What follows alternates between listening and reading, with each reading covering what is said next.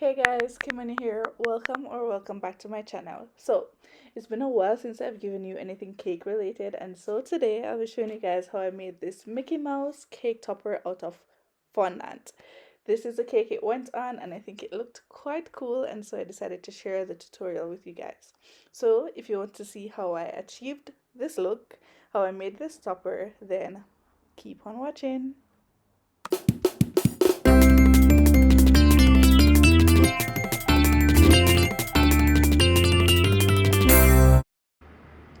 Okay guys, so the first thing I did was to add a little cornstarch to my area so that my fondant doesn't stick. I have some black fondant here that I'm rolling quite thick. It's like maybe a centimeter and a half. Um, I drew my template for my Mickey Mouse so that it can be somewhat accurate. You can print it if you'd prefer.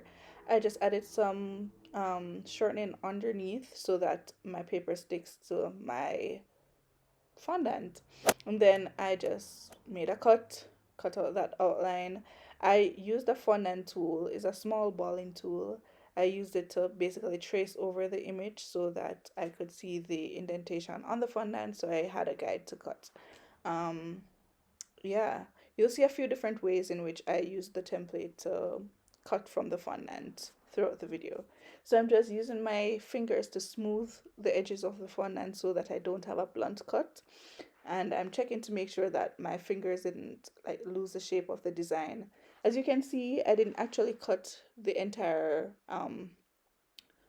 shape from the black fondant. I actually left off the chin area.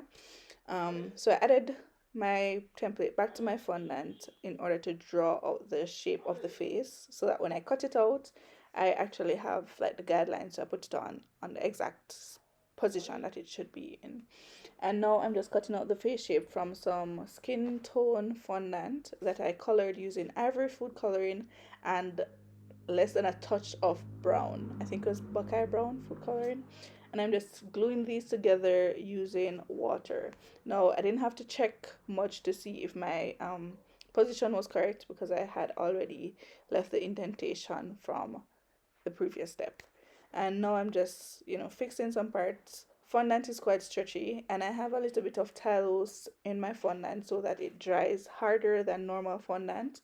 Um, and so it's a little bit finicky sometimes, so I just made sure that everything was in place and I didn't lose my shape.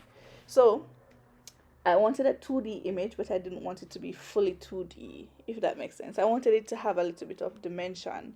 And so instead of leaving it flat, as you can see on the left hand side, I added an extra piece for the mouth and nose section, so it gave you a little bit of I want to say 3D, but it's not really 3D, so it's like 2D and a half, 2.5D.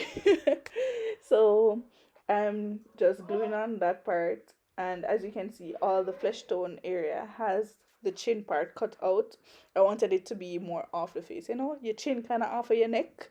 It makes sense, right? Yeah, so that's what I did. I'm just checking again to make sure that my positions are correct.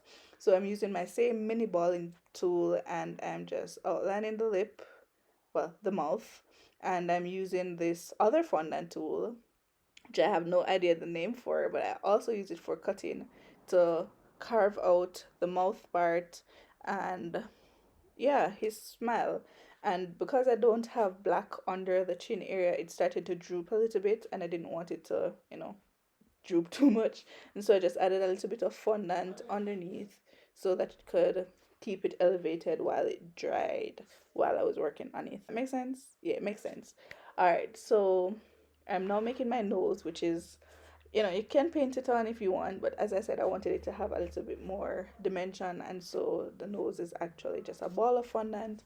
I decided to add that last though because I didn't want it in my way while I was working on the other details. So using a bunch of different fondant tools, I guess you'll just have to look to see what tools I'm using because I really have no idea what the names are. I'm just adding some more dimension. So where the smile is, where his dimples would be, I um, added an indentation there, of course, still keeping the curve that I had carved out. And where the mouth meets the top of the lip, well, it's all mouth, Kimani, But you know that little corner right there where I was working just now? Yes, I added some indentations so that it seemed like, his tongue was actually coming out of his mouth instead of just being one whole flat surface. So yeah, I don't really know how to explain this part. I'm pretty much just looking and thinking what would be realistic and adding dimensions there. And then I'm going over with my finger, of course, so that I don't have like blunt lines or anything like that. So it's on the softer side. Lips are soft and succulent. Why am I saying that? But yeah, and then I just added my tongue from that. I think it's like a red orange color. I just mixed some red, some of the ivory coloring. No, some red, some of the flesh tone fondant, and some pink to get that color. And I'm using my template again to cut out the eyes, and I marked out where the black part of the eye, what's that called? The iris, where it should go. Not the iris. What's it called? The black part of the eye. Oh my gosh, I need to go back to grade 6. I marked that out so that I can have it in the same position when I actually add on the black food coloring. And then, as you can see, I had the outline on the face itself so that I knew where exactly to glue my eye. So from cutting it out, because it was so thin, I actually started losing some of the shape, and so that's what I'm cutting off from the sides and just tucking where I need to tuck so I can have the perfect shape for his eyes. Guys, it's the little details that matter, trust me. So that's what I'm doing.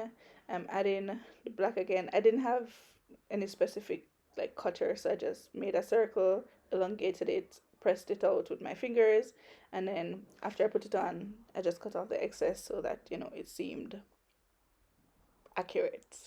Yeah, so that's what I'm doing now.